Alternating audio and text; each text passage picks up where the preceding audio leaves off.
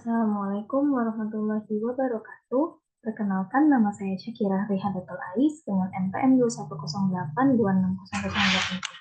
Di sini saya akan melakukan presentasi minor saya untuk blok muskuloskeletal. Di sini saya bawakan materi tentang nyeri pada tungkai bawah. Nah, biasanya nyeri pada tungkai bawah itu terjadi karena adanya tarikan dari suatu aktivitas yang berat, sehingga menjadi membuat suatu otot ataupun ligamen menahan tahanan yang tidak sesuai dengan kemampuannya.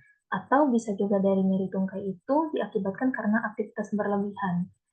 Aktivitas berlebihan ini yang bisa membuat cedera, sehingga rusaknya struktur dari tulang ataupun otot. Nah, cedera itu terbagi dua, ada yang langsung ataupun tidak langsung. Nah, biasanya nyeri pada tungkai bawah ini ada beberapa penyakit.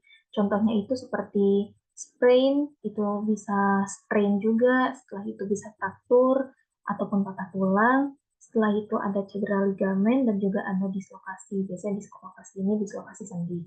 Nah, dislokasi itu biasanya pergeseran tulang dan juga sendi, sehingga tidak sesuai dengan susunannya atau pergeseran. Nah, setelah itu ada cedera ligamen. Cedera ligamen itu rusaknya ligamen akibat dari trauma. Setelah itu ada fraktur. Fraktur itu eh, terputusnya dari penyambungan antara tulang dengan tulang sehingga em, patah dan juga diakibatkan biasanya dari suatu trauma seperti kecelakaan. Setelah itu adanya juga sprain dan strain. Sprain itu dia juga robeknya ligamen, serta strain itu biasanya robekannya terjadi pada otot. Kedua hal tersebut biasanya juga terjadi karena ada aktivitas yang berat ataupun regangan yang membuat otot dan ligamen tidak kuat menahan beban yang sesuai. Setelah itu ada juga gejala ataupun faktor risiko. Biasanya gejalanya itu pastinya adalah nyeri, bengkak, terus kemerahan, setelah itu range of movement atau perpindahan dari kaki atau tungkai itu tuh jadi berkurang karena terasa sakit. Setelah itu biasanya ada terjadi deformitas, contohnya seperti di fraktur dan juga dislokasi. Biasanya juga, apalagi kalau di fraktur, itu bisa terjadi adanya krepitasi. Nah, untuk faktor risikonya, biasanya seperti cedera ligamen, strain, ataupun sprain, itu terjadinya itu pada orang-orang yang menjadi atlet. Karena resikonya lebih tinggi, mereka lebih sering beraktivitas olahraga, sehingga tingkat cedera itu jauh lebih tinggi.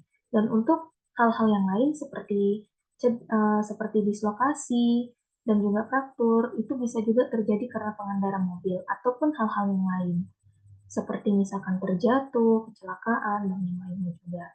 Nah, dari masing-masing penyakit tadi memiliki klasifikasinya juga. Klasifikasi contohnya dari fraktur. Fraktur saat ini kita masih menggunakan klasifikasi Costello-Anderson, yaitu memiliki grade 1, 2, 3, dan grade 1 itu merupakan grade luka terbuka. Nah, jadi fraktur itu punya dua, tertutup dan terbuka. Nah, terbuka ini ada 1, 2, 3.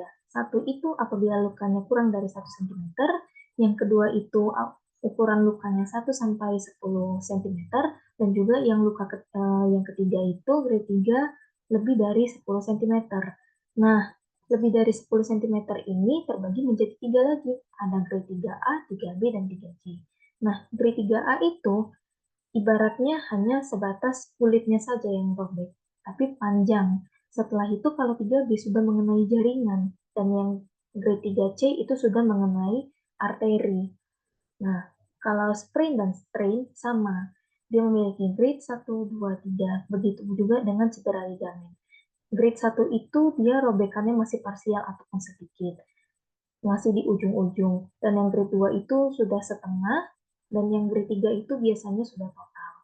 Nah, kalau untuk dislokasi, dia memiliki sederhana dan juga kompleks. Untuk yang sederhana itu dia dislokasi biasa, tapi kalau kompleks biasanya dislokasinya itu juga terjadi adanya terjadi fraktur.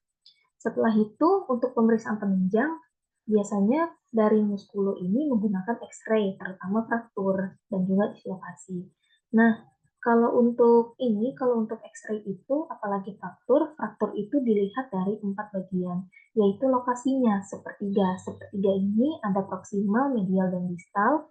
Kemudian kita melihat displaced ataupun undisplaced dari patahan tulangnya. Kemudian patahannya apakah komplit dan atau incomplete. Lalu adanya kita lihat juga bagaimana garis atau bentuk dari fraktur. Misalkan transversal, oblik, ataupun spiral, ataupun komunitif, ataupun segmental. Nah, setelah itu kita untuk sprain, cedera ligamen, dan juga strain itu bisa kita lihat secara ultrasound atau USG, atau bisa juga dengan MRI. Nah, untuk dislokasi dia bisa dengan konvensional radiografi. Nah, untuk tata laksana awal, kebanyakan pastinya menggunakan RISE ataupun PRINCE. Atau karena sekarang biasanya menggunakan PRINCE, dia ada press, terus ada rest, ada ice, ada insight, ada compressing, dan juga ada elevation. Nah, untuk fraktur juga pastinya tidak lupa kita menggunakan pemindaian, yaitu gunanya imobilisasi.